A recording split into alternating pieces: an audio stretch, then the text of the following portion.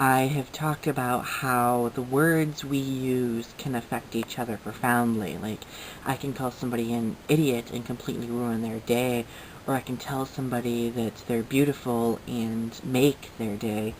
And when we refer to each other as being in groups of people, whether it be racial groups or sexual orientation based groups or gender identity groups, a lot of the terminology tends to get really confusing, and a lot of people are afraid to address each other out of fear of misusing a term, or if they're afraid of just offending that person in general. An easy solution to that problem is just asking that person something like this: how would you like me to address you?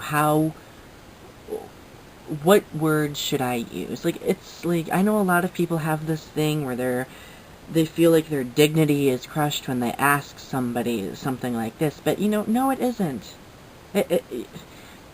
In fact, it's even more respectful if you ask them how to refer to them instead of just blindly assuming or using a term that's off the wall. And I've noticed this is particularly prevalent when it comes to interacting with people who are transgendered. Instead of using gender-based pronouns, ask them what set of pronouns they prefer. Ask them how they like to be addressed, and they'll tell you. I mean, most people aren't afraid to tell you how they want to be talked to. In fact, I've had people ask me the same thing about being gay. Well, do I call you gay? Do I call you queer? Do I say LGBTQ or what? And I tell them what I prefer, and then everything's perfect. While that is the main part of what I want to talk about, it's not containing all that I want to talk about. Earlier today I listened to London Calling's 174th show, which is a great show. I definitely recommend it for you all. I'll give you a link below.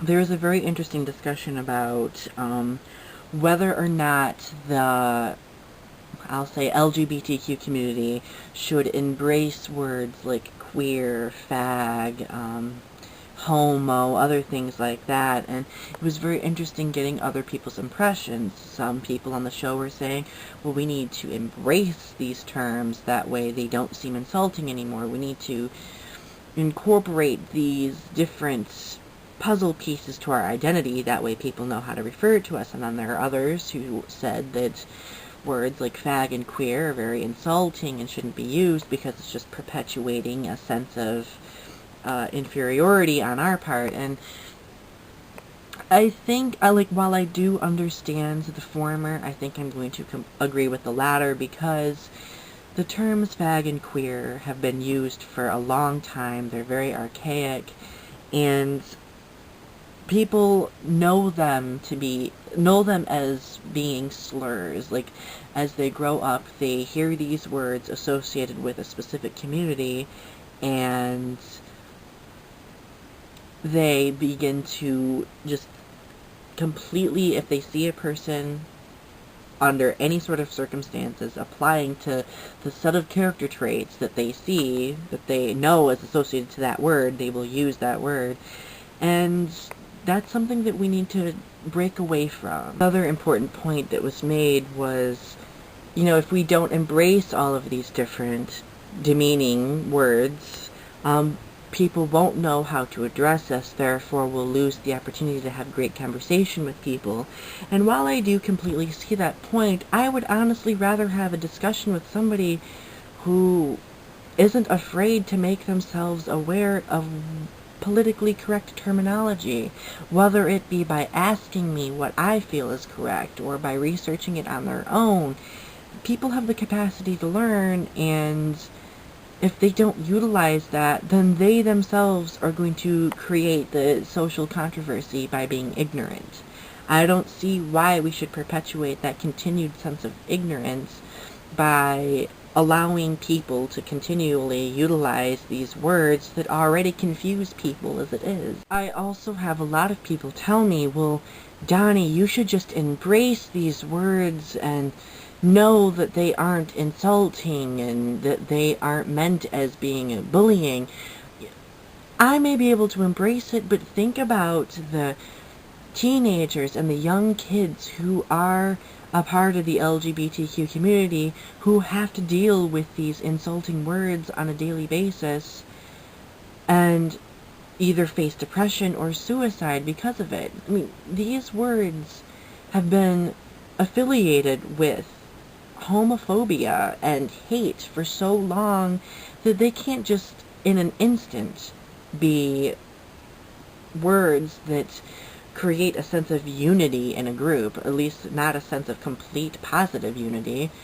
But, you know, if somebody calls me a fag, it's 99.99999% of the time not a friendly gesture.